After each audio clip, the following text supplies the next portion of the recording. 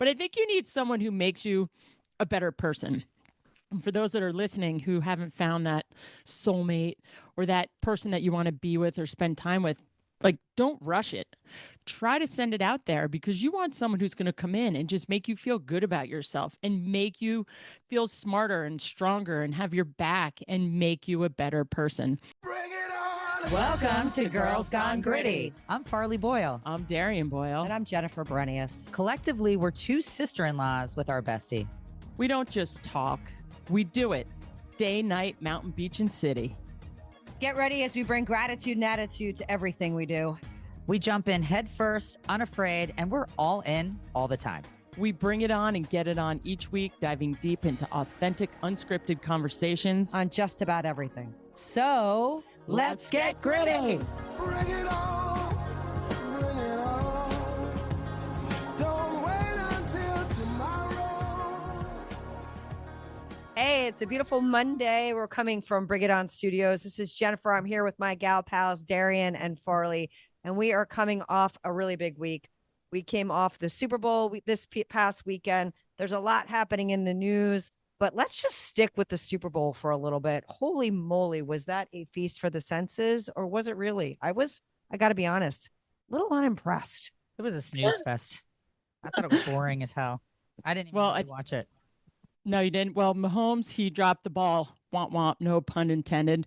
Because think about it. If Kansas City won, he would have been the greatest quarterback dynasty of all time. And now, not going to happen until it comes again. Better than Tom Brady. They are all comparing it. That's what we're comparing it. No. You go to all the ESPN, you go to all the sports. They're like, it's a dynasty. And I'm like, no, he's not. Tom Brady's a god. So when I was listening to Mad Dog Sports this morning, they were saying that. And I was like, I totally disagree. And the game right out of coach. Maybe that's because of the coach too. I mean, the coach has got a whole bunch of winning things under his belt, I think. But I mean, well, the defense was it third year in a row? Is that why? Did Brady not do that? I mean, Brady went to 10 Super Bowls and won 7 of them. So, it's because of the three-peat to do it 3 years in a row. I mean, literally, when the Eagles came out, the defense just steamrolled Kansas City. They wanted to win right out of the gate, but aside from the game, which I really thought was funny, was the beatdown that Taylor Swift got from all the crowd when they were booing her when they went to the Jumbotron. No rings for Taylor or Travis Kelce. Sorry. Yeah, but what was really cool going to propose to her after if they won? The hell knows? I mean, like that's almost like Hillary Clinton having Lady Gaga to perform when she won the presidential campaign. Well, Lady Gaga was tremendous on Bourbon Street in the pregame. She was there dressed in white. I mean, her look always changes from time to time, but just the vibe she had, it was a great kind of kickoff. And you're like, oh, this is going to just be a phenomenal game and show, because it's not just about the game, it's everything else that goes along with the Super Bowl. I hated a lot the of that halftime show. Hated. Loathed. Yeah. That's like the only part that I kind of watched, and I was like, yuck. I felt like Mahomes was rushing things more than he normally does, too. He had time. I don't understand. The second half I started watching, and I was like, why is he, the sacks, first of all, crushed him. But secondly, there were people open, and he was trying to run it.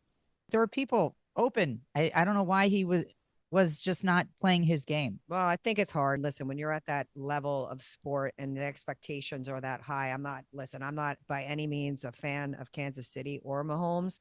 But I can only imagine what it's like to be somebody who's expected hard to win anything 3 times in a row. 3 times in a row, and have that pressure on you. And I don't envy it. But then again, this is the stage you're set. So yeah, you've got to perform. And I'm sure he's having a really, really tough Monday post Super Bowl from the performance, because I didn't expect it to be such a beatdown. The spreads just got obliterated, too, from a gaming standpoint and betting. I mean, who the hell had 40-22? Yeah, well, I did have 9. I think I did say the Eagles by 9, so I covered my spread.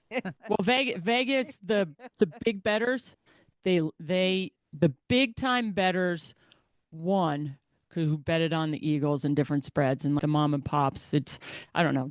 Jeff was telling me all about it this morning, and I was like, well, only thing I want to know is, did you make some money? He said, yes, I made some money on some of the bets. I said, okay, well, that's all that matters, because we all like to win. But yeah, the defense, they came out swinging, and If you have defense out there that's shutting you down, that's why Mahomes had no shot. I mean, the defense I think they even got a touchdown. So it was a good game if you were an Eagles fan. On the other side, I loved watching the commercials and the whole entertainment part of it. And aside from the political halftime, I don't know. It's just another Super Bowl, and we didn't have a dog in the fight. So next, I gotta be honest. Here. I feel like the Super Bowl ads are $8 million. I'm sorry, I wouldn't pay that for any of them. I thought they were all average at best, and even some of the ones that went on and I could on not and on. believe the Brady ad.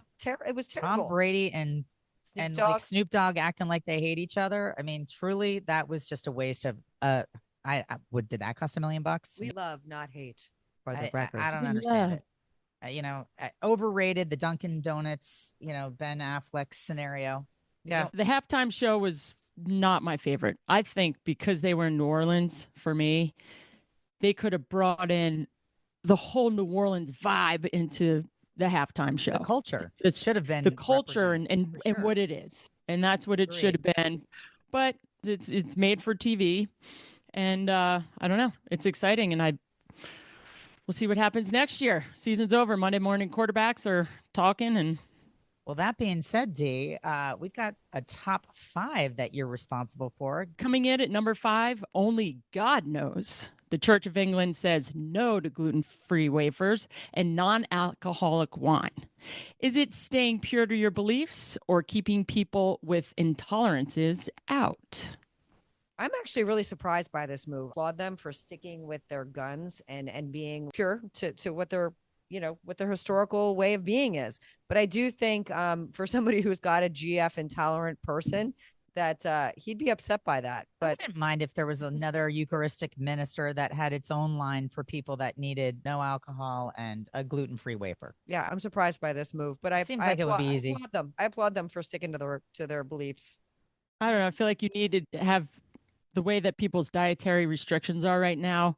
You almost need a gluten-free area. You don't necessarily have to have a non-alcoholic wine, but at least the host, the body of Christ, if you can offer it to everybody, if someone can't have that body of Christ, that host, because they are gluten-free, you need that option because it has to be inclusive. It's the church. I agree. Yeah. I don't No, think well, the church does not have to be inclusive, for the record. Oh, well, yeah, we know that. They do not. So, theoretically, I agree with you, but practically, that's not how they operate. Oh, totally. Well, number 4. This one. Hell, man, no. Harry Met Sally, too much for mayo and sex references. Get a room already. I mean, seriously, in the commercials like we were just talking about previously, mayonnaise is the grossest thing out there. I would eat any organ of any animal before I ate a spoon of mayo. Ooh, that sounds like a challenge. I like this. I will not. You could pay me $1 million. Get enough mayo. No. And who an needs egg to salad see that? sandwich? I dream of it, and I just can't get enough of my mayo in tuna and things. We found Darian's kryptonite. That is so my kryptonite. Supermom. She did a good job though of bringing back Sleepless in Seattle. It's when Harry Met Sally. I keep doing it. Damn it! This is me again. And just for our listening audience, I prepped her. Yeah, I mean, and you know what? That's She just wants me. it to be Sleepless in Seattle. I like Sleepless in Seattle. Probably one of her Harry favorite Met Sally, movies. Yeah, she absolutely. This is what my brain does. This was me when we were talking about the Beatles, and I went right to Paul McCartney. It's all right. Yeah, but you had it right. You know what? I've You got were the same close. people. Genre always. I'm in the right genre. Oh, you were good. I have to Okay. say, I feel like it was lost on a lot of people. My husband, which doesn't shock me because he's like He the never saw the worst movie. and all of this. But I just wonder. There's probably A lot more of than kids. half the population that had zero idea what that was. Yeah, Like, Abby Boyle. It wasn't fun. It wasn't funny at all. It was awkward and weird. And that's where I always think these references that go back, movies got to be what, 25 years old? Yeah. Like, It's a classic, but how's the young but if you didn't viewers? see it, you The have no millennials, you're idea. like, What happened? I just love the commercials. I feel like it's the other side of entertainment. It's another Yeah. Marvel movie. I mean, seriously, what I can say is like, can they come up with anything original? That's what I really want to say. Because between the commercials and the reboots and the movies that are like redone, I really am excited for Hollywood to give me something new. Yes. All right. Well, Any- number 3, mom sharing coconuts. I'm saying mom sharing cocoa nuts. How old is too old and cringy for you to be in the tub with your 2, 6, and 8-year-old kids? We'll share a picture of that with Chrissy Teigen and her brood. Her That's naked brood. disturbing. That's disturbing. She's still breastfeeding probably her son, her 8-year-old son. Just say, come on, walk Maybe even in over. the bathtub. I just don't understand. It's really interesting TMI. to me where, for real, when is too old to be getting in the tub with your children? I mean, 8 years old. I mean, that more than questionable. I mean, same sex, maybe ish, but I don't know. If you want to do that, then maybe keep it behind closed doors and don't post it so that People Magazine runs with the story. It's like, what the heck? That's what I say. Keep it quiet. Keep it under the water. Keep it Keep under it under wraps, the water. please. We don't need to see any more Well, Chrissy Teigen. What's under the water is you've got your 2, 8, and 6-year-old, right? They're Yeah. probably peeing in the water. So let's talk about that. Next, number 2, not like us. AHA adds Kendrick Lamar to CPR. With this, I think I need CPR. My favorite CPR is Chase for Life video. Staying alive. The Kendrick Lamar lyrics alone, shame on you. I understand that you might want to kind of highlight CPR with that demographic that listens to it, but pick a song that isn't using expletives and talking about pedophiles. Seriously, they're sending the wrong message. I don't know that they're saving any lives here. I don't even understand Kendrick Lamar at all. I tried to. We talked about him in an earlier episode, and I really did try to embrace it because he was the Pulitzer Prize winner for rap, and I was like, okay, I'm gonna be open.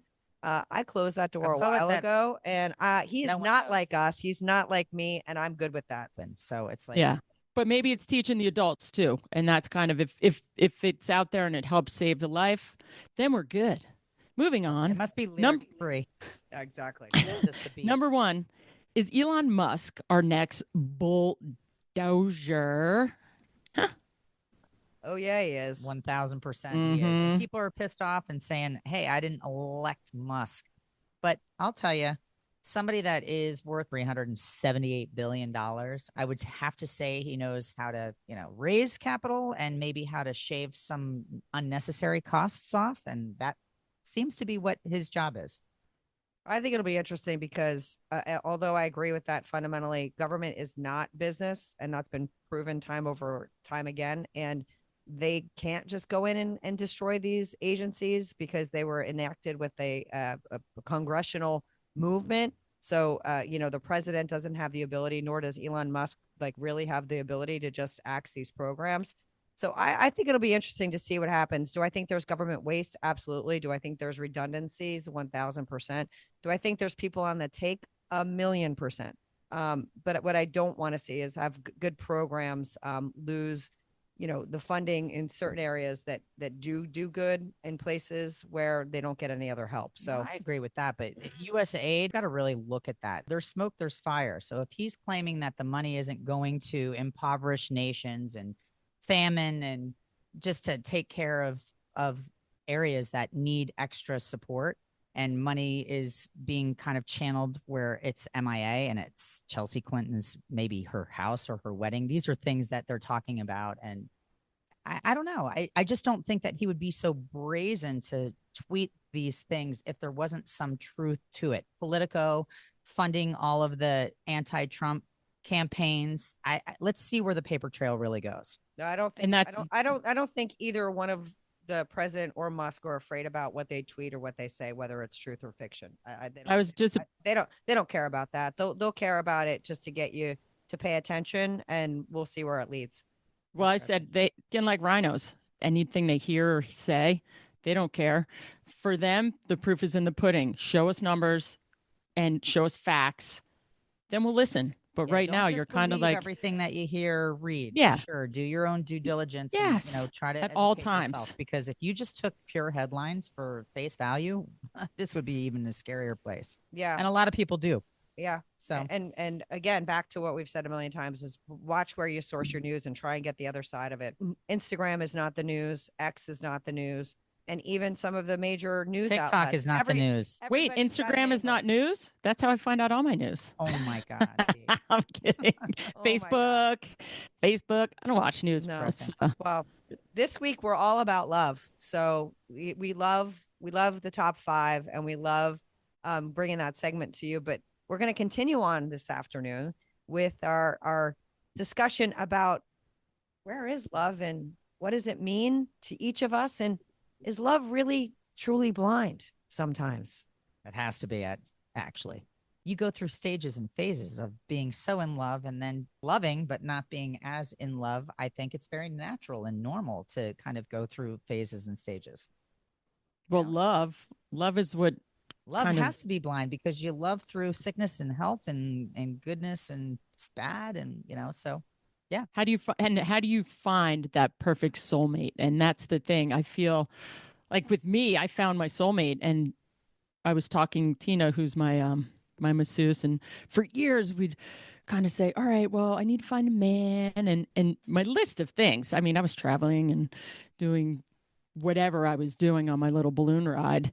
I never quite thought of, I got to find a man, I got to get married, I got to have kids and move on. Well, all of a sudden I said, I want a guy, and I want him to be this way, and I want him to ski and wear black ties, but be cool and love my family, and I want him to surf and I want him to ski. And well, all of a sudden I manifested it. And then I found Jeff, and almost felt like I was in a Disney movie, because I don't think everyone is as lucky to find their soulmate. I look at my brother and sister-in-law, Shane and Alexandra.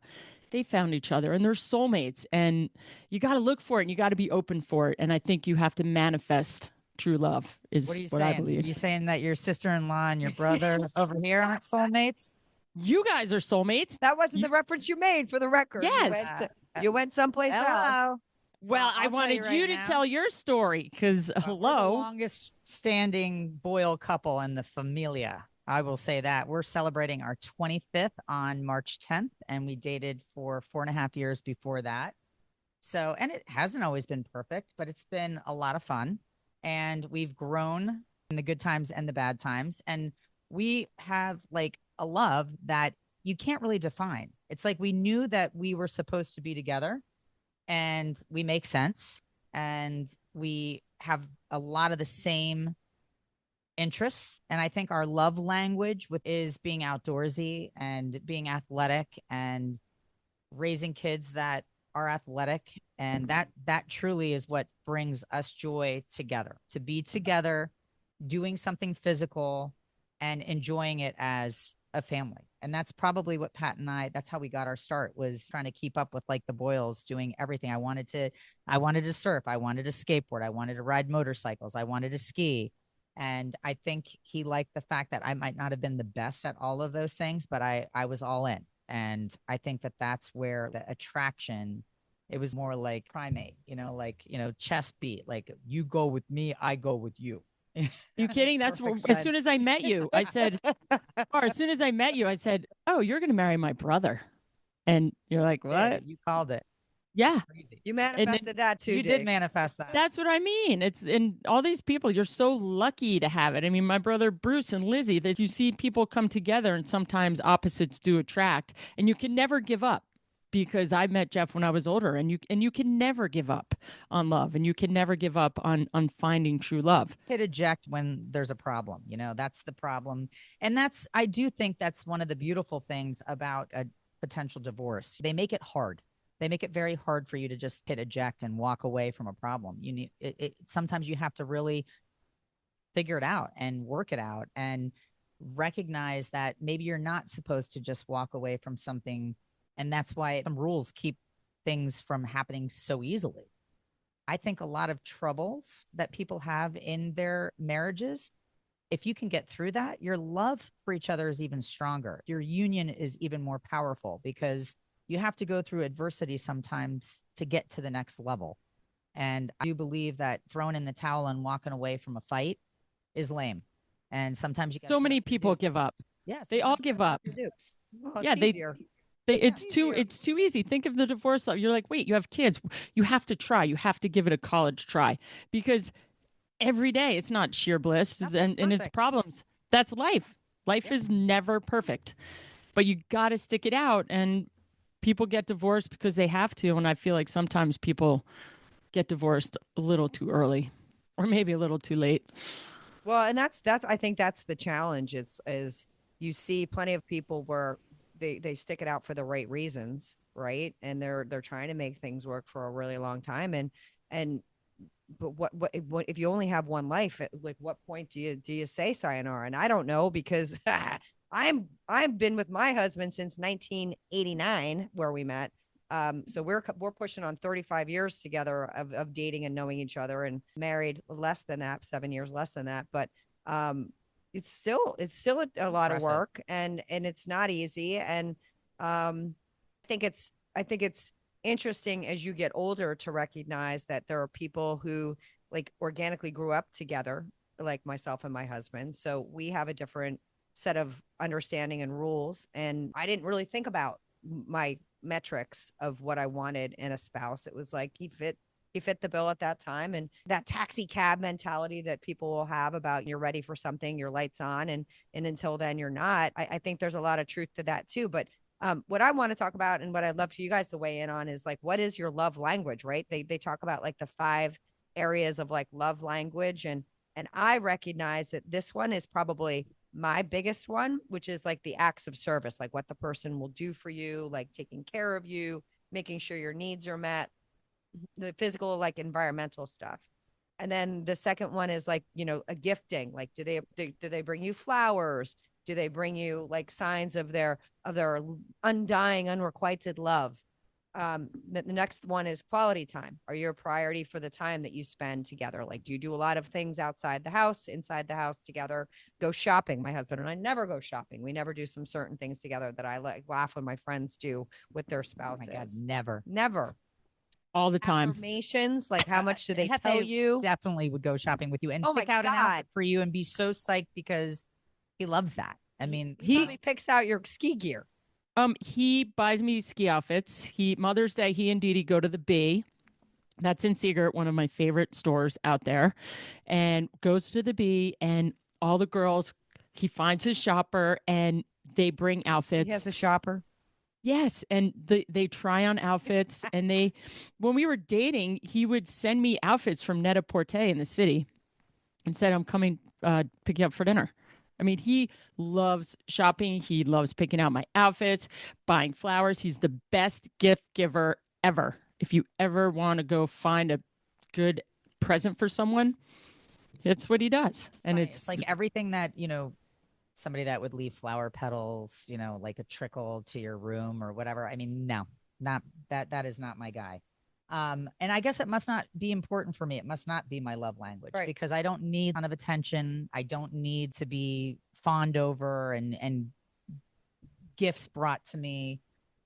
But he does a lot of things right that I guess work for me. I feel comfortable and safe. I feel taken care of. He's got an incredible work ethic. I know that no matter what, our family will be taken care of. It doesn't matter what could happen. I feel like if I'm in his foxhole, I'm safe. And so I think safety must be my love language. And knowing that somebody has like just significant work ethic, that they will never need a push or a prod to continue moving forward. That to me is very attractive. So the last one, physical touch, is not. How would that rate? Physical touch works, except for he sweats on command if there's spooning involved. It's amazing how in the beginning things like that are much more snuggly, but then as you settle into 29 years, your body starts to just sweat on command. Yeah, next to each other. Then you have the eye patch, the mouth guard. You got a lot of. I think it's so not sexy, but I think you need someone who makes you a better person. And for those that are listening who haven't found that soulmate or that person that you want to be with or spend time with, like, don't rush it. Try to send it out there because you want someone who's going to come in and just make you feel good about yourself and make you feel smarter and stronger and have your back and make you a better person. You have to and once you find that before you can attract somebody. If you self-loathe, if you don't like yourself, if you're not confident on some level, then you're not going to attract what you want to attract. Sometimes people go from one relationship to the next to the next. I feel like you have to give yourself time and be comfortable in your own skin. and really like yourself. And then all of a sudden you're going to attract that type of energy. So many people just go from one, relationship to the next without really working on themselves. And then it's a bad repeat of the same scenario over and over. But it's hard right now for this generation is how do you meet people? You have dating apps. Are you going to meet someone through a friend? Are you going to meet someone through like go join a biking group or triathlon group or a swim team or something? First of all, the younger generation, they don't even know how to talk to each other. It's texting. But we had it easier, although I met Jeff through a friend of mine, because you would go out and it was more, hey, would you like to go out on a date? I mean, do they even do that anymore? Your girls? Do they get asked out on dates? And your boys? Like, do the boys ask? Well, Jack, my Girls- oldest has now had a friend that has known for over a year that he's now I like dated. So I think it is coming back, but a little bit older. I don't know. My niece gave me the situationship that happens a lot in college, which is like you're not really in a relationship, but anytime you really are liking somebody, then you'll just always kind of gravitate toward hanging out with that person. And I think inherently that means also hooking up. But the dating way of being with my boys, I've noticed with all of them, from my youngest being 15 up into 25, is not standard, making a phone call and asking somebody out. Like that doesn't happen to the extent it used to. Same with my in my girls. view. Kenzie dated somebody for 3.5 years in college, and they actually would go on dates. But it started out with talking to each other, and then they kind of became a thing. And it's almost like you hook up in the beginning before you actually end up dating, which is backwards to me. The dating apps, though, I do have to say, I understand why people are hesitant initially to go on it, because you feel like you're so exposed. You're putting yourself out on this platform, and some people just kind of think that it's cheesy or they feel degraded. But I feel like for a certain age, if you don't have the time to be strategically in places where you're going to meet quality people, I do like the fact that you can really put down exactly what you like and what you don't like. I want somebody that's athletic. I want somebody that likes kids. I like somebody that, has pets and wants to be outdoors and knows how to swim. I mean, put it all out there. Put out exactly what you like and what you want. And you hope that the person is relatively honest. And then when they show the photo when they're like 25, meanwhile they're like 50 and crusty. Like the photos. Like I don't want somebody that vapes. I don't like anybody that does drugs. The fact that you can kind of put some of these things out there right out of the gates to me is helpful. Well, I have a handful of friends that actually met their husbands. Match.com, it was the one that everyone used when it first started. Now you can swipe for booty no matter where you go. That would never be my jam, but I have friends that are out there and they're on dating apps, and that's how they're meeting people because they're busy, they're working. They're not going to go to a bar and hustle. Well, it's math. Like that part of it's math. Like you're never going to go out with somebody who doesn't like, you don't like to go to music or concert. Like you would be off my list. Like, an easy vetting service. But to your point about not knowing what somebody's picture really looks like love is blind. You got to know that half of the stuff is fake. Half of this stuff is they're going to say the glass is half full, not glass is half empty. It's interesting, though. But they do say you need to keep your guard up. What I think is really interesting is you'll see people that are dating people online for years and have a crazy love relationship with them, and they've never physically met them. To me, we know that one far. Wow, crazy. Yeah. Well, I mean, doesn't that happen in jails a lot too? It does. Always have love after lockup, and they get married, and it's like bizarro. Or you rekindle with the person who you made out with in high school, and then you meet them. That's what Facebook is. That are now in jail. No, I'm out. Thanks. I'm good. Yeah. I also that wouldn't be on my list. I think it would be very hard to be in a community and to be somebody that gets a divorce, and now suddenly you're looking at other divorcees or single people where people have history in the community. So I also like that there's parameters on dating apps where you could say, okay, I want to meet somebody within this mileage, this distance between this town and that town. Kind of helps, things on some level too. And Raya, I think it's intriguing that it is this dating app that you actually apply for, and people have to write letters on your behalf, letters of recommendation. And it's for a little bit more of like, let's say, a higher end crowd, or they're vetted by whoever. So it makes it a little more exclusive, and you feel like you're running around with a different, crew that's a little more upper tier. But, you can't get in. It's so funny. Mackenzie is trying to get on Raya just for fun, and she can't get in yet. Chase is already on Raya. And she's like, how does this happen, Mom? Like, the hell?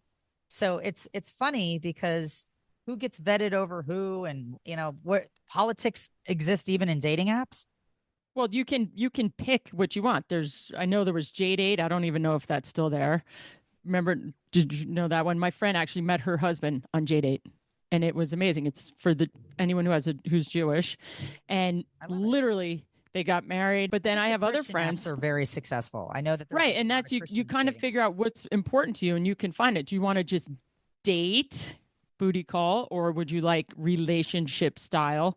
Are you looking for that person to spend the rest of your life with? And that's what you can do now. You can pick and choose what you want. You want a billionaire? It's Pauper. kind of crazy out there. Yeah, but it's crazy. Tinder. And Isn't Tinder more? oh, like Tinder. a hookup app? That's the I don't even know swiper. if these exist anymore. Yeah. Honestly, we're the worst people to be talking about dating Yeah, apps we because shouldn't I've be. never been on it. I've never used one, but I'm a big fan of trying to compel my friends that are single, that don't have time because they're in the grind with work and kids, and they're not going to weddings, where that's one of the number one places to meet a guy. Right.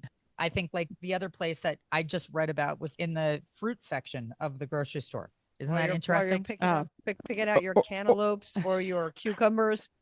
Oh, my friend would borrow dry cleaners. I mean, it used to be a laundromat, but I don't think I wanted to meet a guy in a laundromat. How about when my friend would come borrow my puppy, and as it got older, would take my dog to the park in New York City. Oh, this is my puppy. Somebody outdoors and doing something like that. Bit, yes. Trying to find the right person. They gotta like dogs, so you put in a little bit of a variable metric. If right, he walks past you and doesn't think your dog's cute, then you're out. Well, you see some hottie with this cute little puppy, you're like, oh my, and they're snuggling it in the park. Okay, so what's your idea of a perfect Valentine's Day? Here we are, old married biddies. What would be your perfect Valentine's Day with your man? Jen, you go first, Dave. Okay, well, so for Valentine's Day, Jeff's birthday is on the 15th. So Valentine's Day and birthday, it's always two different events. But when he me would always celebrate his birthday and Valentine's Day together. I like to do both. For us, it would be to basically get up, have breakfast with Dee, and then she goes to school and we go skiing. And this year it's actually on a Friday, tomorrow.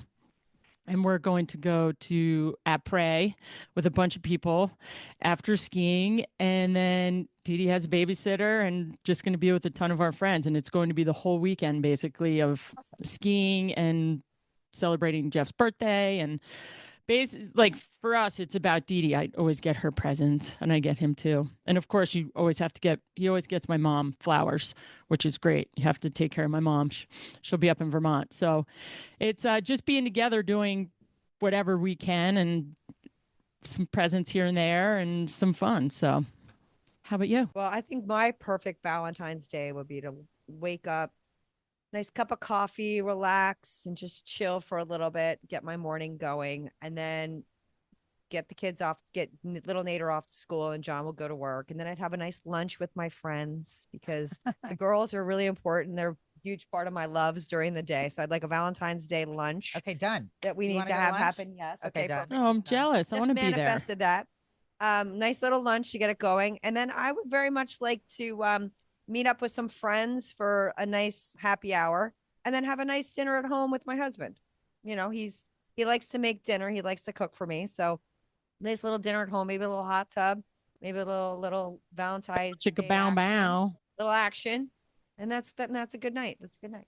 So I got proposed to on Valentine's Day. So it is our anniversary of him proposing to me, which was very unexpected when it happened. Not cliche at all. And we used to go to dinner with friends of ours for every Valentine's Day. Just the two couples, we would just celebrate it together because as much as both of them would say, oh, it's a Hallmark holiday, it's a Hallmark holiday, it was a special day. And so I always enjoy going to dinner and having somebody be thoughtful enough to make a plan and a reservation.